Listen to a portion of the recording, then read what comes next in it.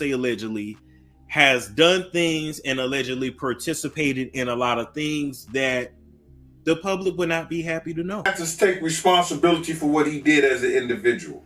Sean is the one who pulled that gun out. Sean is the one who shot. So he has to take responsibility for that. The scandal surrounding Diddy and Jay-Z has set the entertainment world ablaze with controversy, leading fans, critics, and even their closest allies questioning the extent of their influence and the murky tactics they've allegedly employed to maintain their status. But here's the real kicker: as the reputations unravel, the spotlight is exposing a pattern of intimidation, manipulation, and alleged behind-the-scenes power plays that seem ripped straight from a Hollywood thriller. Let's dive into how did he, even while locked away in a high-security facility and Jay-Z still walking free, appear to be orchestrating efforts to control the narrative, silence witnesses, and possibly rewrite their own legacies. Holmes is separated from the general population, right? He's with, or was with, Sam Bankman-Fried at least, and the irony there is that's someone who was granted bail, tried to tamper with witnesses, so the judge revoked his bail. So that just goes to show how these federal judges feel about witness tampering before trial. Let's start with Diddy. You'd think being behind bars would limit his ability to exert influence. But apparently that's not the case. According to recent court filings, Diddy has allegedly been pulling strings from his jail cell like a puppet master. Prosecutors claim he's been in constant communication with individuals outside the detention center, leveraging unauthorized means of contact to reach potential witnesses and victims. The methods reportedly, he's been using the phone accounts of other inmates to make calls, bypassing prison regulations, and using sneaky tactics like three-way calling to get around restrictions on who he's allowed to contact. And here's where it gets even messier. These calls are said to be laced with coded language, ensuring that even if authorities were monitoring him, they'd struggle to decipher his true intentions. Yesterday, on Monday, Diddy celebrated his 55th birthday, but this year was a lot different. It was no Diddy parties. It was none of that. None of that stuff. Well, happily so, I guess, right now. But anyway, so this is his first birthday behind bars. What's he allegedly saying during these calls? Prosecutors argue that Diddy has been instructing family members and associates to dig up dirt on witnesses, intimidate them, and even offer payouts to keep them from testifying. One particular note reportedly seized from his jail cell during a routine sweep allegedly detailed strategies for finding compromising information on individuals involved in the case. Think about that for a second. This man is sitting in a detention center, yet he still seems to have the reach and resources to influence people on the outside. It's almost as if he believes his power is immune to the four walls surrounding him. Then there's his use of subtle threats, veiled in coded language. For instance, one intercepted phone call reportedly included Diddy referring to keeping the worms away from the house and reminding someone that he kept a sample just in case. Now, what exactly does that mean? Many have speculated this is code for holding on to incriminating evidence as leverage, a classic tactic to ensure loyalty and silence. And let's not forget his cryptic references to weathering a storm and needing vitamins to stay strong. If this sounds like the script of a spy film, that's because it practically reads like one. But it doesn't stop there. Diddy's legal team is clearly feeling the heat from his antics during a recent bail, hearing his own lawyers expressed frustration that he's making their job nearly impossible, despite their advice to stay quiet and maintain a low profile. Diddy has allegedly gone rogue, ignoring their guidance and continuing to push boundaries. For example, he recently posted a video on social media featuring his children, clearly trying to soften his public image and sway potential jurors. Prosecutors were quick to pounce on this, labeling it a blatant attempt to influence public perception and undermine the justice process. The video, while heartwarming on the surface, raised eyebrows because of its timing and intent. Was it a genuine fatherly moment or a calculated move to paint himself in a favorable light? Either way, it's clear that Diddy isn't playing by the rules, and his legal team appears to be scrambling to contain the fallout. No I'm not surprised by the ruling because, as she cited in her order,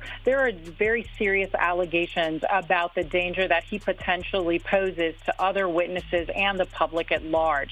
There are allegations that he has, been violent with others. He's also attempted to allegedly intimidate other witnesses and still contact witnesses while incarcerated. And speaking of fallout, let's talk about the witnesses and victims allegedly caught in Diddy's web. The accusations against him paint a picture of a man willing to go to extreme lengths to silence those who might stand against him. Prosecutors have pointed to numerous instances where witnesses were reportedly contacted and pressured either directly or indirectly to stay quiet or provide favorable testimony. Some were allegedly offered financial incentives, while others faced veiled threats. One chilling detail from the court ping revealed that Diddy reportedly instructed his associates to make certain witnesses disappear from the equation altogether. It's no wonder the court has repeatedly denied his bail requests, citing him as a flight risk and a danger to the integrity of the trial. At the courthouse in Lower Manhattan, the judge ordering the prosecution to turn over its findings from a jail cell raid, Diddy's jail cell, just yesterday. What were the contents of those raids? Well, apparently, according to the defense, they're legal documents.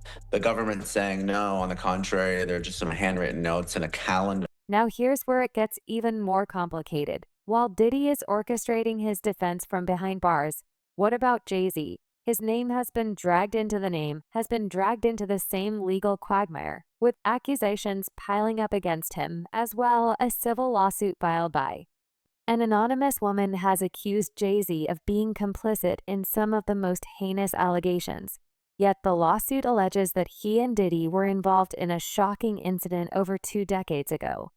And while Jay-Z has vehemently denied these claims, his response has done little to quell the growing storm around him. In fact, his statement urging the accuser to file criminal charges instead of a civil suit has only added fuel to the fire, with critics accusing him of deflecting responsibility and attempting to discredit the victim. Rap mogul Jay-Z is denying allegations he assaulted a 13-year-old girl alongside rapper Sean Diddy Combs. That civil lawsuit filed against Combs in October was amended Sunday to include Jay-Z. The accuser, identified only as Jane Doe, says she was assaulted by both men. And let's not overlook the timing of all this. Jay-Z's addition to the lawsuit came after months of speculation about his connection to Diddy's legal troubles. Some have suggested that the two moguls, once seen as friendly rivals, might now be entangled in a mutual defense strategy. Could Jay-Z be quietly supporting Diddy's efforts to control the narrative? Or is he simply trying to distance himself from the scandal altogether? Either way, his involvement has cast a shadow over his otherwise pristine public image, raising questions about how deep these allegations might run. A blistering statement. Jay-Z accuses Jane Doe's attorney of trying to blackmail him. He said further, quote, "These allegations are so heinous in nature that I implore you to file a criminal complaint, not a civil one. Whomever would commit such a crime against a minor should be locked away. Would you not agree?" What's particularly striking is how both men, despite their vastly different circumstances, one in jail and the other free, seem to be united by a common thread: their alleged use of power and influence to manipulate those around them. For Diddy, it's about maintaining control from within the walls of a detention center, using every trick in the book to bend the system to his will. For Jay-Z, it's about navigating the court of public opinion, where his every move is scrutinized under a magnifying glass. Together, they represent a case study in how far-reaching the influence of high-profile figures can be, even when faced with serious allegations. But the real question is, how has this affected the people at the center of it, all the witnesses and victims? The emotional and psychological toll on them cannot be overstated. Imagine the courage it takes to come forward with allegations against two of the most powerful figures in the entertainment industry, knowing full well the backlash and scrutiny you'll face. And yet, despite the alleged pressure tactics, some have chosen to speak out, determined to see justice. Their bravery in the face of such overwhelming odds is a testament to the human spirit, even as it underscores the darker side of celebrity culture. He, of course, is more than annoyed, would be an understatement. Yeah. He has a family and he has a lot to protect, including his brand. But to the extent that he's saying, hey, come after me criminally, that could be likely. Why do I say that? Because in New York, and what's alleged in this complaint is forcible compulsion. What that means in English is that it's saying that he held her down. As this saga unfolds, one can't help but wonder, will the truth finally come to light? Or will the influence of these two moguls continue to cloud the pursuit of justice? Only time will tell. But one thing is certain, this story is far from over, and as the court battles rage on the world, we'll be watching, waiting to see whether Diddy and Jay-Z can escape the consequences of their alleged actions, or if this marks the beginning of the end for their reign at the top of the entertainment world. The allegation is that Mr. Combs did the same thing. And so if those facts are actually accurate, it would require an investigation by prosecutors. And if true, right, you could pursue it. With Diddy's legal team scrambling to rein him in and Jay-Z's name being dragged further into the controversy, the stage is set for a showdown that could redefine the legacies of both men. But how did it come to this? To truly understand the depths of their current predicament, we need to take a step back and explore the rise of these two titans, how they built their empires, the choices they made along the way, and the dark secrets that may have been lurking beneath the surface all along the rise of Diddy and Jay-Z is. A story that began with ambition, talent, and shared hunger for success. Two young men from New York, each determined to escape their tough beginnings and make their mark on the world. Diddy, with his larger-than-life personality and knack for promotion, and Jay-Z, with his razor-sharp wit and unparalleled lyrical skill, seemed destined to shape the music industry. But their success, as dazzling as it may seem, carries a shadow, one that has grown darker with every new revelation about their alleged exploits and the questionable tactics they've used to climb to the top. If they did in fact occur, their argument is more than likely going to be that this activity was consensual, that this person was a willing participant, and not only that, but that these individuals assumed the risk of being present at those parties, of engaging and voluntarily engaging in this conduct and being in those spaces, consuming alcohol and things of that nature. Let's rewind to the early days back, when the world was just starting to take notice of these two powerhouses. Diddy bore seeing CMS was already making waves as a young intern at Uptown Records. Even then, he was known for his relentless drive. Stories from those who worked with him paint a picture of someone who would stop at nothing to get ahead. He wasn't just ambitious. He was strategic, always calculating his next move. And when he launched Bad Boy Entertainment in 1993, it was clear that he wasn't just trying to play the game. He was determined to rewrite the rules. Meanwhile, Jay-Z, born S.C. Carter, was honing his craft as a street poet turned rapper. Unlike DJZ's rise was slower and more methodical. He didn't burst onto the scene with flashy parties or big-name co-signs. Instead, he built his reputation brick by brick, releasing his debut album, Reasonable Doubt, in 1996 under his own label, Rockefeller Records. The album was a critical success, and it set the tone for what would become a career defined by both lyrical brilliance and ruthless business acumen. Sounds like there was probably a lot of hidden cameras as well. Is that what is being talked about? Yes, this was actually in his Atlanta home, at a home he had in Atlanta at one point. And it does seem that the person isn't like looking into the video, so it's, to me, doesn't seem like that person knows they're being videotaped. It doesn't seem like they're active participant in the videotape. The two men quickly became fixtures in the hip-hop world, but their paths didn't truly cross until the late 90s. By then, Diddy had already established himself as mogul, with Bad Boy dominating the charts thanks to artists like the notorious Big Faith, Evans, and 112. Jay-Z, on the other hand, was emerging as a force to be reckoned with, not just as a rapper, but as a businessman. Their friendship, fueled by mutual respect and a shared understanding of the hustle, was cemented during this time. But like any relationship built in the high-stakes world of entertainment, it wasn't without its complications. Diddy and Jay-Z's friendship was often referred to as a friendly rivalry, But behind the scenes, there was always an undercurrent of competition. Both men wanted to be seen as the king of New York, the ultimate symbol of success in hip-hop. And while they collaborated on projects and supported each other publicly, there were whispers of tension. Some say Diddy resented Jay-Z's growing influence, especially as Roc-A-Fella began to rival bad boy dominance. Others claim Jay-Z viewed Diddy as more of a showman than a true artist, someone who relied on flash and spectacle rather than substance. Familiar with the old Houdini? So what Diddy's lawyers are trying to do is pull a Houdini. They're trying to say that the evidence that they have is different. Well, it's not different. The video that the entire world has seen is not going to go away. The fact that he had parties that were freak-offs is not going away. So it's just a question of whether or not Diddy is able to make bonds. Despite these rumors, the two men maintained a united front, often appearing together at industry events, and even collaborating on music.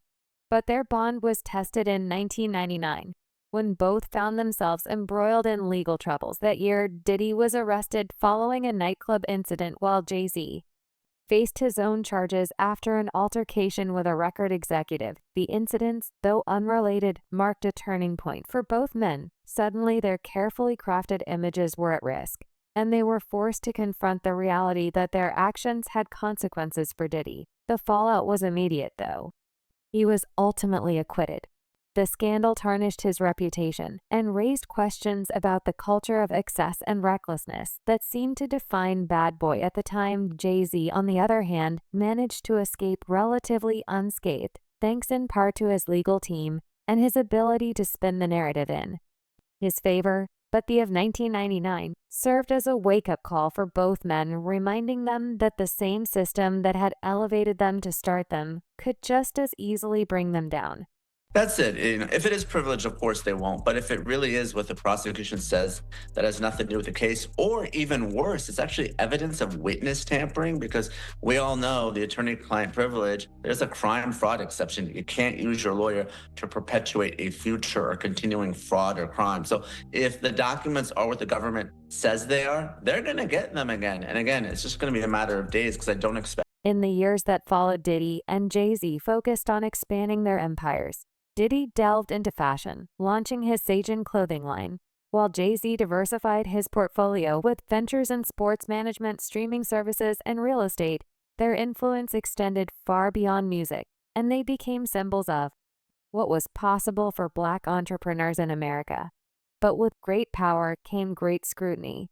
And as their profiles grew, so did the rumors about their behavior behind the scenes. One of the most persistent allegations against both men is their alleged exploitation of those around them. For Diddy, this often took the form of controlling his artists and maintaining an iron grip on Bad Boy's operations. Numerous former Bad Boy artists have come forward over the years with claims of unfair contracts, unpaid royalties, and even psychological manipulation. Mace, one of the label's most successful acts, famously accused Diddy of refusing to sell him back the rights to his music, despite Mace offering a substantial sum. And he's not the only one. Artists like Faith Evans, Total, and 112 have all hinted at feeling undervalued and underpaid during their time at Bad Boy. They probably didn't see these notes, and they never will. But if you're Diddy, don't you want your notes back? Yeah. If you've spent so many hours gathering evidence for your side or strategy or whatever, for me I'd be oh no, please don't destroy, please return. Jay-Z, while not as openly combative with his artists, has faced his own share of criticism. His feud with former Roc-A-Fella co-founder Dame Dash is one of the most infamous splits in hip-hop history. Once seen as inseparable partners, the two had a falling out in the early 2000s, with Dash accusing Jay-Z of betrayal and greed. The breakup of Roc-A-Fella was a messy and public affair, and it left many wondering if Jay-Z's ambition had come at the expense of his loyalty. But perhaps the most shocking allegations against Diddy and Jay-Z are those that have surfaced in recent years. Both men have been accused of using their power and influence to manipulate and intimidate others, particularly women. These allegations, though unproven, have cast a dark shadow over their legacies and raised serious questions about the culture of the music industry for Diddy. The claims are particularly damning, given his current legal troubles and the growing number of people willing to speak out against him. Jay-Z, while not facing the same level of scrutiny, has also had his name dragged into the mix, with some suggesting that his silence on certain issues speaks volumes. I'm not surprised with the decision. I'm surprised that Judge Subramanian entertained it. He held a 2-hour hearing, which we were covering live, and he issued a 5-page written order. Most other judges, including the 2 previous judges, to consider this issue, summarily denied the bail motion. I think a lot of it stems from Judge Subramanian being a newer judge. This is a Biden appointee. He has a civil background. The accusations have also shown a light on the dynamic between the two men. While they've always been seen as equals, it's clear that their relationship is far more complicated than it appears. Some insiders claim that Diddy has long resented Jay-Z's ability to stay above the fray, avoiding the scandals and controversies that have plagued his own career. Others believe that Jay-Z has deliberately distanced himself from Diddy in recent years, wary of being associated with the mogul's increasingly tarnished reputation.